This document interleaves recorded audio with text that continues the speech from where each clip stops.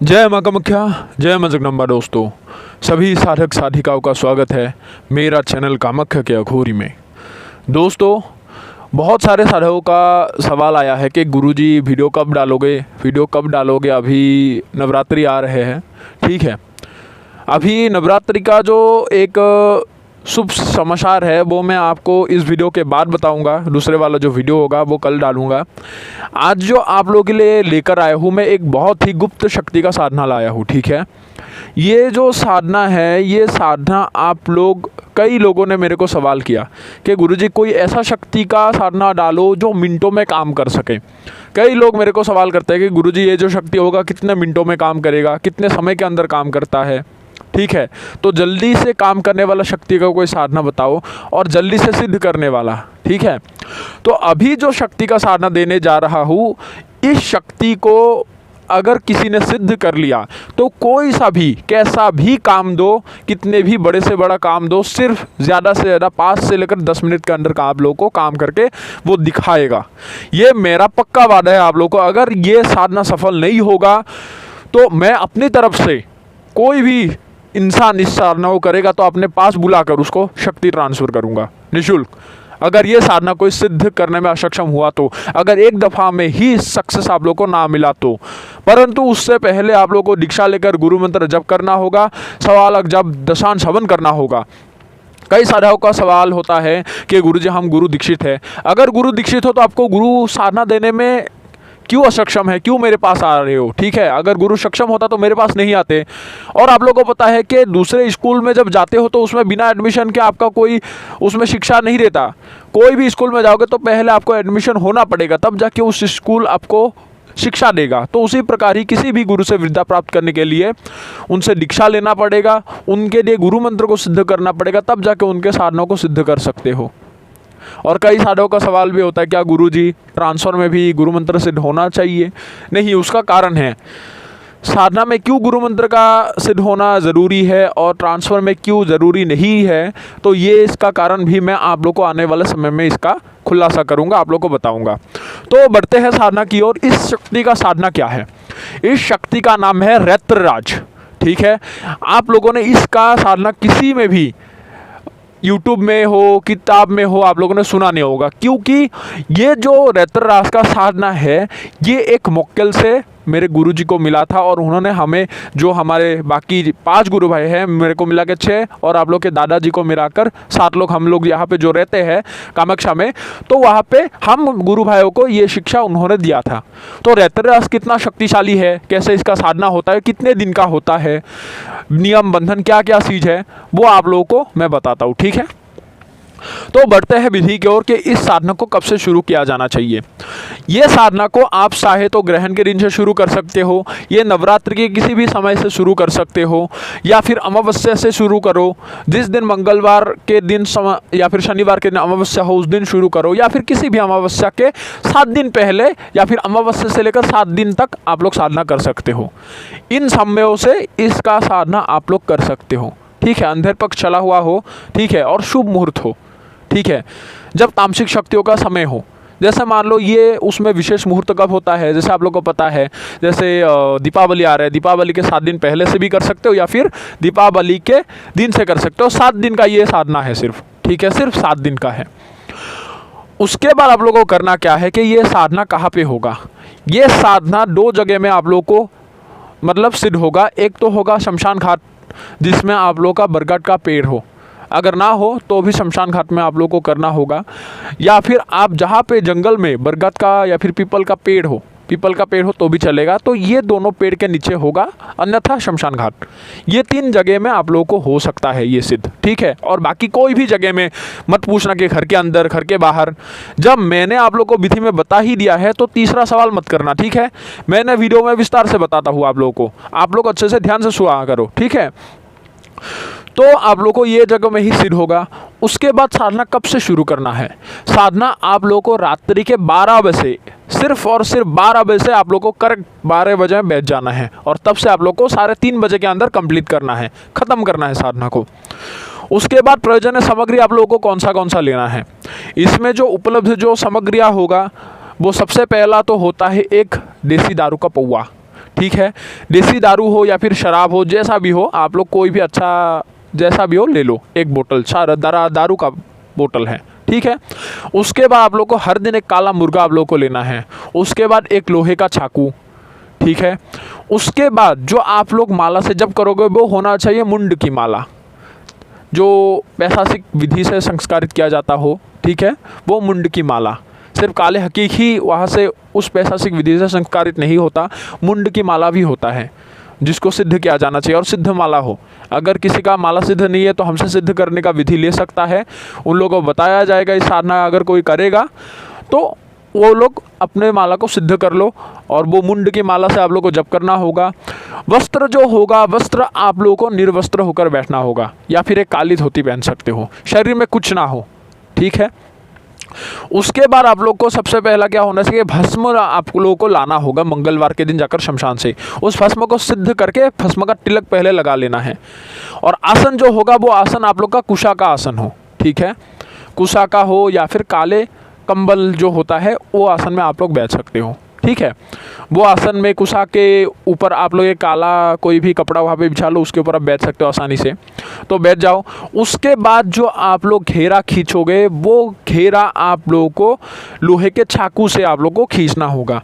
मंत्र पढ़ के आप लोगों को इतना बड़ा घेरा लगाना है, जो मैं आप लोगों को हर दिन बताता हूँ हर वीडियो में, कि घेरा बड़ा बनाना है जिसमें आप लोगों का वहाँ पे पूरे शरीर वहाँ पे आ जाए, ठीक है।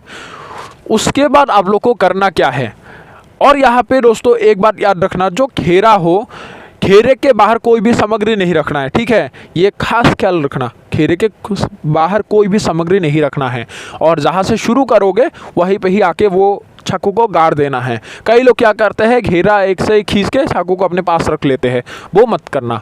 चाकू जहाँ से शुरू करोगे वहाँ से आकर ख़त्म करके वहाँ पे गाड़ देना है उस जगह में, ये समझ लो वो आप लोगों का बंधन हो गया, ठीक है। उसके बाद तत्पश्चात आपको करना क्या है कि आप लोग को सबसे पहले रत्ररास का आवाहन करना होगा, ठीक है।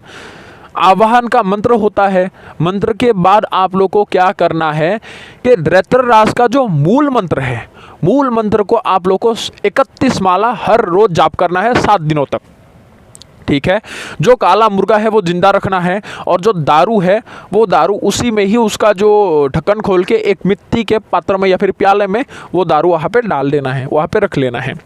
उसके बाद आप लोग को करना क्या होगा कि जैसे ही अभी आप लोग का 15 माला होगा, 15 माला के देखो 15 15 30 और बाकी 15 अगर करोगे तो 16 माला रह गया। तो 15 माले के बाद आप लोगों को करना क्या है कि चाकू, एक और आप लोग को चाकू लेना है। इसमें 2 चाकू का उपयोग होगा, ठीक है। एक चाकू आप घेरा खींचोगे और एक चाकू अपने पास रखना है। वो चाकू क्या करना है, जो एक्स्ट्रा चाकू ले जाओगे इसमें, उस चाकू से एक मंत्र पढ़ के, एक मंत्र है जिसको आप लोगों को उस मंत्र को 3 दफ़ा पढ़ना होगा। 3 दफ़ा पढ़ के रत्ररास का आवाहन करके जो मुर्गा ले गए थे काले मुर्गे का, उसी में ही उसका गला को काट देना है और रत्ररास को बलि देना है, ठीक है। वो बलि देने के बाद जैसे ही आप लोग का हो गया तो फिर से बीच में आप लोग को जैसे ही 15 माला के बाद बलि हो गया उसके बाद फिर से आप लोग को जप करते रहना है। जप करने के बाद आप लोग का जैसे ही 16 माला होने लगेगा, 16 माला आप लोग जब करोगे तो बलि मिलने के बाद आप लोग को देखना कि आसपास के जो नज़ारा है वो धीरे धीरे परिवर्तित होना शुरू हो जाएगा। जो अनुभव नहीं हो रहा था आप लोग को वो अनुभव होना स्टार्ट हो जाएगा। तब आप लोग को पता चलेगा कि रत्ररास क्या शक्ति है, ठीक है। और आखिर में आप लोगों को बताता हूँ कि रत्ररास आने में कैसा कैसा अनुभव कराता है। तो जैसे ही आप लोग उसी में आप लोगों को अनुभव होना शुरू हो जाए तो आप लोग को बिल्कुल भी घबराना नहीं है। जब तक आप सुरक्षा घेरे के अंदर हो तो रत्ररास आप लोगों का कुछ भी उखाड़ नहीं सकता, कुछ भी बिगाड़ नहीं सकता। तो निर्भय होकर साधना को पूरा करो, ठीक है। उसके बाद आप लोग को करना क्या है कि जैसे ही आप लोग का आखिरी माला हो उसके बाद घेरे को काटने से पहले शरीर को पहले सुरक्षा कर लो। उसके बाद जो चाकू है वो उसमें आप लोग घेरा काटो, दोनों चाकू को आसनों को जो भी है उसको समेटो। आसन उठाने का नियम है और आसन बिछाने का भी नियम है, मंत्र है, तो वो चीज़ों को करना होगा। और मैं सभी को बताता हूँ कि शरीर जागरण बहुत ज़्यादा ज़रूरी है। साधना करने से पहले शरीर को जागृत करना बहुत आवश्यक है, क्योंकि शरीर में हर देवी देवता निवास करता है। जितने भी मेरे शिष्य साधना कर रहे हैं सभी को बताता हूँ। कई लोग कभार भूल जाते हैं, वो भूल कभी मत करना, ठीक है। तो अभी आप लोगों को करना क्या है, समेट कर हर चीज़ों को इकट्ठा करके जो आप लोगों ने मुर्गे का बलि दिया था और दारू था, वो आप लोगों को क्या करना है कि उसी जगह में ही छोड़ के आप लोगों को चले आना है, ठीक है। दूसरे दिन उस जगह में वो वस्तु कभी भी आप लोगों को मिलेगा नहीं। दारू सूखा हुआ मिलेगा और मुर्गा वहाँ पे होता ही नहीं है, ठीक है। अगर पहला दिन भी रह जाता है मुर्गा तो कहीं पे साइड में फेंक दो, लेकिन दूसरे दिन आप लोगों को मुर्गा नहीं मिलने वाला है, क्योंकि दैत्यराज उसको बलि स्वीकार कर लेगा और मुर्गा भी वहाँ से गायब मिलेगा आप लोगों को किसी भी हालत में, ठीक है। और आप लोग जैसे ही निकलोगे तो सीधा बिना पीछे मुड़े, चाहे कितने भी आवाज़ आए, आवाज़ करेगा, चाहे पेड़ का टहनी टूटना, पेड़ हिलना, चाहे कोई आवाज़ आपके पीछे से कोई इंसान चल के आ रहे हैं, ऐसा आप लोग अनुभव होना, तो साधारण सी बात है, आप लोग को घबराना नहीं है। बिना पीछे देखे, बिना पीछे मुड़े बस खड़के और चले आना है, ठीक है। ऐसे लगातार 7 दिनों तक करना है। अभी आप लोगों को बताता हूँ कि दैत्यराज किस प्रकार अनुभव कराता है और कैसे आखिरी दिन आएगा, ठीक है। यह अनुभव हमारे तजुर्बों से आप लोगों को बता रहा हूँ। ये मत समझना कि आप लोगों के साथ वैसा हो सकता है कि गुरुजी ने जो बताया वैसा ही हमारे साथ अनुभव होगा, ऐसे आएगा वैसे आएगा, नहीं, हमारा ये अनुभव बता रहा हूँ। तो जैसे ही दैत्यराज का साधना होता है, सबसे पहले तो होता है कि बहुत ज़ोरों से सीखने का आवाज़ आएगा, ठीक है। उसके बाद गुर्राने का आवाज़ बहुत ज़्यादा ज़ोर शोर से आएगा, ठीक है। जैसे ही आखिरी दिन होता है, एक काला सा परछाई जैसा धुआं जो उसके ऊपर का शरीर होगा वो इंसानी जैसा होगा, जला हुआ बदबू आएगा, और नीचे का जो भाग होगा वो धुएं के जैसा होगा, वो आप लोग को प्रतीत होगा, ठीक है। उसके बाद आप लोग को करना क्या है कि जब करते रहना है, ठीक है। आखिरी दिन से पहले भी आप लोग का कई बार डराने का कोशिश हो सकता है, तो डरना नहीं है। आखिरी दिन जब उसका बलि आप दोगे, बलि देने के बाद क्या होगा कि जैसे मान लो 31 माला आप लोग को जप करना है, तो दैत्यराज उसके 2-3 माले से पहले ही आप लोग को बताएगा कि तूने मुझे क्यों बुलाया है, वो भाग जा यहाँ से, उठ जा यहाँ से, नहीं तो मेरे हाथों तू मारा जाएगा। तो ऐसे बार बार आप लोगों को बता सकता है, डराने की कोशिश हो सकता है, आप लोग को बता सकता है कि तुझे पता नहीं है कि तूने कौन सा फूल किया है, तो यहाँ से भाग जा, नहीं तो तेरे को आज यहीं पे ही मैं ख़त्म कर दूंगा। तो ऐसे बहुत आप लोग को डराने के लिए कोशिश हो सकता है, लेकिन आप लोगों को डरना नहीं है, क्योंकि ये बहुत एक बड़ा महाशक्ति है। और ये जो महाशक्ति बता रहा हूँ, ये जो आप लोग का बेताक्षी होते हैं, बेताक्षी से ज़्यादा शक्तिशाली है, ठीक है। और जो आप लोगों का यहाँ पे मैंने ये जो सूर्यक्ष दैत्य का साधना दिया था, ये सूर्यक्ष दैत्य से भी ज़्यादा ताकतवर होता है। अगर किसी ने इसको सिद्ध कर लिया तो अपने समय का मालिक बन सकते हो, इतना समझ लो, ठीक है। तो आप लोग को बिल्कुल भी घबराना नहीं है, जैसे ही डराते जाए बस आप लोग को जप करते रहना है। जैसे ही 31 माला होगा, उसी समय आखिरी समय में ही वो आके उपस्थित हो जाएगा, और माला का कुछ मंत्र संख्या जब होने से पहले वो बताएगा कि मैं आ गया हूँ, मंत्र जब बंद कर दो, तो करना नहीं, आखिरी माला है, बस आंखें बंद करके करते रहना है। अभी कई साधक मेरे को सवाल करेगा, क्या गुरुजी हम साधना के बीच में आंखें खोल सकते हैं? बिल्कुल, जैसे ही जब करते रहो, पूरे एक स्थिर होकर आंखें को बंद करके जब करते रहना। उसके बाद अगर मान लो माला पूरा हो जाता है तो एक दफ़ा आंखें खुल कर देख सकते हो, ठीक है। और उसमें जो एक चीज़ रह गया था वो बताता हूँ कि इसमें कोई धुनी देना नहीं है, लेकिन आप लोग को सरसों जो घी का दीपक है वो 4 दीपक आप लोग को सामने जलाना होगा, ठीक है। ये याद रखना, ये मैं बताना आप लोग को भूल गया, बाकी हर चीज़ें बता ही दिया है। तो निर्वस्त्र होकर बैठना या फिर काले धोती का आप लोग पहन सकते हो। तो जैसे ही आखिरी माला हो जाएगा तो उसके बाद मान लो आपका संख्या पूरा हो गया 31 माला, तो उसी में ही आपका नाम पुकार के बोलेगा। मैं जैसे मान लो आपका नाम रवि है, राम है, तो बोल सकता है कि मैं आ गया हूँ राम, खोलो, मैं तुम्हारे भक्ति से प्रसन्न हुआ हूँ, बताओ क्या चाहिए। आप लोग को जैसे ही ये चीज़ दिखाई देता है तो दिखाने का जो प्रतीत होता है कि उसका आधा शरीर हवा में है, लेकिन आधा शरीर नज़र नहीं आएगा, धुएं धुएं जैसा होता है, और उसका जो आवाज़ होता है वो ऊपर से आता रहता है, ठीक है।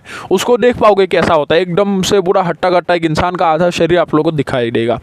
तब आपको प्रणाम करना है कि हे महाराज जी, मेरा प्रणाम आप स्वीकार करें, आपका ये तुच्छ साधक का प्रणाम स्वीकार करें। तो बता देगा जी, तो आपको पूछेगा कि बताइए क्या इच्छा है आपका, किस लिए मेरा आपने आह्वान किया, क्यों मेरे को आने के लिए आपने कष्ट दिया। तो बोलना है कि महाराज जी, मैं ऐसे ऐसे समस्या से घिरा हूँ, कृपया करके आप मेरे साथ एक सारथी की तरह रहो, जो भी मेरा इच्छा है उन इच्छाओं को करने में आप पूरा करो, और मेरे नेक उद्देश्यों को आप पूरा करो। ये दोस्तों तामसिक शक्ति है। जिस प्रकार एक बेताल तामसिक शक्ति है होने के बावजूद भी उसके स्वभाव सात्विक है, कार्य सात्विक है और बुरे काम आसानी से बेताल कभी करते भी नहीं है, ठीक है, लेकिन मालिक का हर देश का पालक है। तो उसी प्रकार ही ये भी दैत्यराज उसी प्रकार ही शक्तिशाली होता है, ठीक है। तो जैसे ही वो चीज़ आप लोग बता दोगे तो बताने के बाद उसी समय आप लोगों को वो बता देगा कि ठीक है, क्या आप समय समय के हिसाब से मेरा आप अमावस्या के दिन भोग देते रहोगे, तो आप लोग को उसमें हाँ भर देना है। हाँ ठीक है, मैं आपका ये जो भोग होगा, ये मुर्गा और दारू मैं आपको हर अमावस्या में आपके लिए दूंगा, इसमें हाँ भर देना है। तो जैसे ही बता दोगे तो उसी समय आप लोग को बोलना है कि हे महाराज जी अभी आप हमें वचन दीजिए। तो वो बताएगा कि बताइए कैसा वचन। तो दैत्यराज से आप लोगों को सिर्फ और सिर्फ 3 वचन लेना है, ठीक है। वचन क्या क्या होगा, इसमें कोई ये धोखेबाजी नहीं करता, ये आसानी से आप लोगों को सिद्ध हो जाता है और साधना भी आसान होता है। लेकिन शक्ति का जो परीक्षा, मूल परीक्षा होता है, वो ये जो डराता है साधक को, उसी में ही होता है। खेल उसी में दिखाई देगा कितना आसान है कितना कठिन है, बाकी में कोई कठिनाई नहीं होता। उसका पहला वचन लेना है कि मैं आपका जब भी आवाहन करूं, दिन में हो, रात में हो, उजाले में हो, रोशनी में हो, अंधेरे में हो, किसी भी जगह में, किसी भी स्थान में, आपको उसी समय आना होगा। तो वो वचन दे देगा। मेरा दूसरा वचन है कि मेरा और मेरे परिवार का किसी भी हालत में, किसी भी परिस्थिति में, किसी भी समस्या से आप हमें बचाओगे और हमेशा आप रक्षा करोगे मेरा और मेरे परिवार का, और हमसे अगर कोई भूल होता है हमेशा आप समाधान करोगे। तो वो बता देगा। और तीसरा वचन, आपको हम जो भी कार्य दे उसी समय पलक झपकते उसको पूरा करना है, चाहे कार्य अच्छा हो बुरा हो, परिस्थिति के हिसाब से जो मैं कार्य दूंगा आपको सौंपूंगा, उसी प्रकार उसी समय ही आप लोगों को करके हमें दिखाना है। तो दैत्यराज उससे में भी हाँ भर देगा, ठीक है। और कोई भी साधक इस शक्ति का अगर साधना करता है तो मैं उसको, या फिर कई लोग बताते हैं कि विसर्जन करने का विधि नहीं बताता, मुक्त होने का, तो मैं आप लोग को मुक्त होने का इससे विधि भी बता दूंगा किस प्रकार आप इसको विसर्जन कर सकते हो, ठीक है। और दैत्यराज क्या क्या कर सकता है कि हर प्रकार का आपका यहाँ पे दैत्यराज सहायता कर सकता है, जिस प्रकार एक बेताल कर सकता है। लेकिन बेताल शक्तिशाली है, दैत्यराज से कई गुना शक्तिशाली है, लेकिन ये भी कम नहीं है, ठीक है। तो हर आपकी इच्छा को पूरा कर सकता है, चाहे सत्कर्म के किसी भी काम हो वो कर सकता है। किसी भी इंसान का जानकारी हो, सामने आया है तो उसको देखकर ही बता देगा कि कौन सा समस्या लेकर आया है, ठीक है। ये भविष्य नहीं बता सकता, भूतकाल और वर्तमान काल के हर बातों को बता सकता है। और वो जो इंसान आपके सामने है क्या क्या सोच रहा है, कैसा कैसा है, हर चीज़ों को बता सकता है। कोई भी अंडरग्राउंड का काम इसके जरिए करवा सकते हो, ठीक है। शिफ्टिंग का भी काम कर सकते हो, अच्छा खासा ये कर सकता है, ठीक है। उसके बाद रक्षा करना, तो ऐसे दैत्यराज के जरिए कर सकते हो। लेकिन सबसे ज़्यादा बढ़िया क्वालिटी है कि ये जो है आप लोग को जानकारी देने में बहुत बढ़िया होता है, ठीक है। और ऊपर से कोई भी सामान को उधर से इधर लाना, धन के समस्या को दूर करना, ठीक है, धन लाकर देना। कोई भी काम को आप बोलोगे तो 10 मिनट के अंदर ख़त्म करके आएगा वो, कैसा भी काम दोगे तो सोच लो कितना शक्तिशाली है, ठीक है। और दैत्यराज का साधना कोई भी अगर साधक करता है तो बाकी साधनाओं में आसानी से सिद्धि हासिल कर सकता है, ठीक है। इसके कृपा से साधक हर सिद्धि को प्राप्त करने में सक्षम हो जाता है और किसी भी प्रकार के आत्मा का, भूत का, प्रेत का, उसको जो रूह है उसको आसानी से बुलाकर सिद्ध करा सकते हैं। मान लो कोई भी इंसान का दुर्घटना में मृत्यु हो गया, उसके रूह को आपको सिद्ध करना है, बस उसका नाम आपको पता हो, उसी में ही दैत्यराज आपका मदद करके उस रूह को आपको सिद्ध करवा सकता है, ठीक है। तो दोस्तों कैसा लगा आप लोगों को आज ये साधना की जानकारी। आने वाले समय में बहुत बढ़िया बढ़िया चीज़ आप लोगों के सोच के रखा हूँ, तो इसके लिए सभी लोग धैर्य रखो। मैं किसी काम में व्यस्त हो जाता हूँ तो आप लोगों को साधना बताने के लिए समय नहीं मिल पाता, तो इसलिए सभी से क्षमा चाहता हूँ, ठीक है। तो अगर किसी साधक को ये साधना करना है तो हमसे संपर्क कर सकता है, हमारे सानिध्य में उस साधक को साधना सफल करवाया जाएगा। और अगर किसी साधक को इस शक्ति का ट्रांसफ़र लेना है तो बेशक बेधड़क होकर आ सकते हो, सामने प्रत्यक्ष करके आप लोगों को सिर्फ और सिर्फ 3 दिन में इसका ट्रांसफ़र आप लोगों को दिया जाएगा। तो अभी सभी लोगों से इजाज़त लेता हूँ। जय माँ कामाख्या, जय माँ जगदम्बा। और हाँ, एक बात बताना भूल गया कि जो दूसरा चैनल है उसमें भी आप लोग जुड़ जाओ। मैं बहुत जल्दी से आप लोगों को लाइव क्रियाएं करके आप लोगों को दिखाने वाला हूँ। ऐसा होगा कि जो कलुआ है, जो बच्चा है, बच्चे के पूरे बॉडी के साथ उठाकर लाकर कैसे कलुए को खड़ा किया जाता है, हर चीज़ आप लोगों को दिखाया जाएगा, ठीक है। तो नीचे डिस्क्रिप्शन बॉक्स में उसका लिंक है, उसमें आप लोग जाकर जुड़ जाओ, सब्सक्राइब कर दो, 1000 लोग जुड़ जाओ, बस इतना ही मेरे लिए काफ़ी होगा। तब मैं आप लोगों के सामने लाइव आ सकूँगा, ठीक है। तो सभी लोग जुड़ जाओ। जय माँ कामाख्या।